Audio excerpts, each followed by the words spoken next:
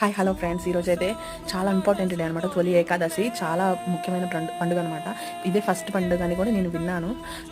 చగంటి గారు ఎవరో చదువుతుంటే అయితే ఈ రోజు వచ్చేసి ఉదయాన్నే లేచి ఇంట్లో పనులన్నీ కంప్లీట్ చేసేసుకొని మాకు ఆవుందనమాట. ఆవుని పూజ చేసుకొని టెంపుల్కి వెళ్ళామన్నమాట. టెంపుల్కి వెళ్తే చాలా రష్గా ఉన్నారనమాట జనం.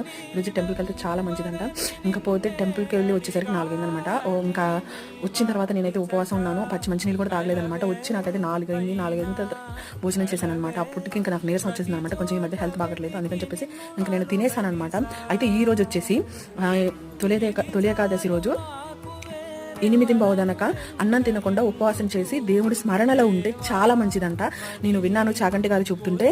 ఇంకా తర్వాత 8:15 తర్వాత ఖచ్చితంగా ఏదో ఒకటి చేసుకొని తినాలి భోజనం. అయితే బయటలో ఫుడ్ అయితే తినకూడదు, అది మన ఇంట్లోనే వండుకొని తినాలన్నమాట.